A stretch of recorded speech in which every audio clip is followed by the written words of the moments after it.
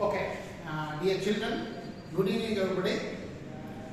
You are welcome to Akanna's Spoken English and Grammar class. I am Chandrakant Akanna. Today we are going to learn can't or cannot. In yesterday's class, I spoke about can and I told you that can means able or ability. ನಿನ್ನೆ ಕ್ಲಾಸಲ್ಲಿ ನಾನು can ಬಗ್ಗೆ ಮಾತಾಡಿದ್ದೀವಿ.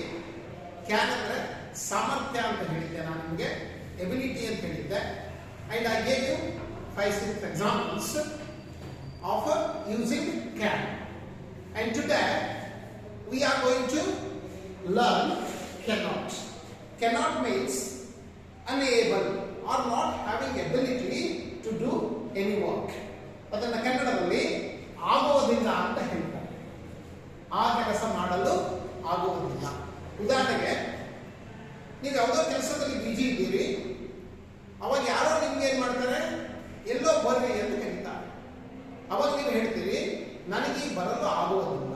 ಅದನ್ನ ಹೇಗೆ ಹೇಳ್ತೀವಿ ನಾವು ಅಂದ್ರೆ I can't come ನೌ ಅಂತ ಹೇಳ್ತೀವಿ. So like that I have written some examples on the board of using cannot or can't. Just with those examples I am going to explain you how to use can't. The first one is she can't come to school. She can't come to school. ಅವಳಿಗೆ ಶಾಲೆಗೆ ಬರಲು ಆಗುವುದಿಲ್ಲ ಅಂತಕ್ಕಂತಹ. And second one, we cannot or can't purchase a book. ಅಂದ್ರೆ ಇವಾಗ ನಮಗೆ ಪುಸ್ತಕವನ್ನು ಖರೀದಿ ಮಾಡಲು ಆಗುವುದಿಲ್ಲ ಅಂತ. ಉದಾಹರಣೆಗೆ ದುಡ್ಡು ಇರಲಿಕ್ಕಿಲ್ಲ ಅಥವಾ ಸಮಯ ಇರಲಿಕ್ಕಿಲ್ಲ, ಆ ಕಾರಣಕ್ಕೋಸ್ಕರ ನಮಗೆ ಪುಸ್ತಕವನ್ನು ಖರೀದಿ ಮಾಡಲು ಆಗುವುದಿಲ್ಲ. And third example, they can't read Kannada. ಅವರಿಗೆ ಕನ್ನಡ ಓದಲು ಆಗುವುದಿಲ್ಲ ಅಂದ್ರೆ ಅವರು ಕಲ್ತಿರ್ಲಿಕ್ಕಿಲ್ಲ, ಬಹುಶಃ ಕನ್ನಡದ ನಾಲೆಜ್ ಇರಲಿಕ್ಕಿಲ್ಲ, ಆ ಕಾರಣಕ್ಕೋಸ್ಕರ. And take out the fourth example, we can't understand them.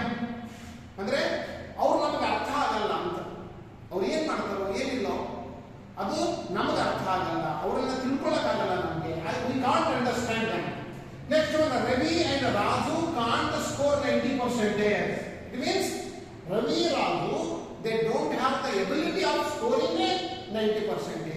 90% score ಮಾಡುವ ಅವ್ರದ್ದು ಐಕ್ಯೂ ಇಲ್ಲ, ಅಷ್ಟು ಅವ್ರ ಶ್ರಮ ಇಲ್ಲ ಅಂತಕ್ಕಂತಹ ಮಾತು. And six one, all children can't take part in the games. ಅಂದ್ರೆ ಎಲ್ಲಾ ಮಕ್ಕಳು ಆಟಗಳಲ್ಲಿ ಭಾಗವಹಿಸಲು ಆಗುವುದಿಲ್ಲ. ಅಂದ್ರೆ ಎಲ್ಲ ಮಕ್ಕಳು ಆಟವನ್ನ ಆಡಲ್ಲ ಅಂತಕ್ಕಂತಹ ಮಾತು ಇಲ್ಲಿ ಹೇಳುತ್ತೆ. ಅದಕ್ಕೆ ಕ್ಯಾನ್ ಅಂದ್ರೆ ಎಬಿಲಿಟಿ, ಕಾಂಟ್ ಅಂದ್ರೆ not having ability. Yesterday I told you I can attend the class today, but I can't attend the class tomorrow. We can sing a song, but she cannot sing a song.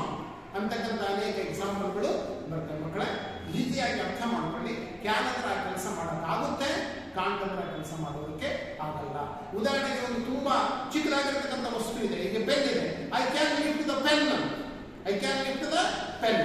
ಅದೇ ಒಂದು ದೊಡ್ಡದಾಗಿರ್ತಕ್ಕಂಥ bench ಇದೆ, ಅದು ನನಗೆ ಎತ್ತಕ್ಕಾಗಲ್ಲ, I can't lift the bench ಅಂತಕ್ಕಂಥದ್ದು. ಈ ರೀತಿಯಾಗಿ ಕ್ಯಾನ್ ಮತ್ತು ಕಾಂಟ್ ಅನ್ನ ಯೂಸ್ ಮಾಡ್ತೀವಿ. ನಿಮಗೆ ಏನಾದರೂ ಡೌಟ್ಸ್ ಇದ್ರೆ ನನಗೆ ಕಾಂಟ್ಯಾಕ್ಟ್ ಮಾಡಿ. ಮತ್ತೆ ನೆಕ್ಸ್ಟ್ ಕ್ಲಾಸಲ್ಲಿ ನಾವು ಕ್ಯಾನ್ ಅನ್ನ ಇಂಟ್ರೋಗೇಟಿವ್ ಆಗಿ ಹ್ಯಾಂಗ್ ಯೂಸ್ ಮಾಡ್ತಾರೆ ಅಂತಕ್ಕಂಥದ್ದನ್ನ ತಗೊಳ್ಳೋಣ. ಎಲ್ಲರಿಗೂ ಧನ್ಯವಾದ. Best of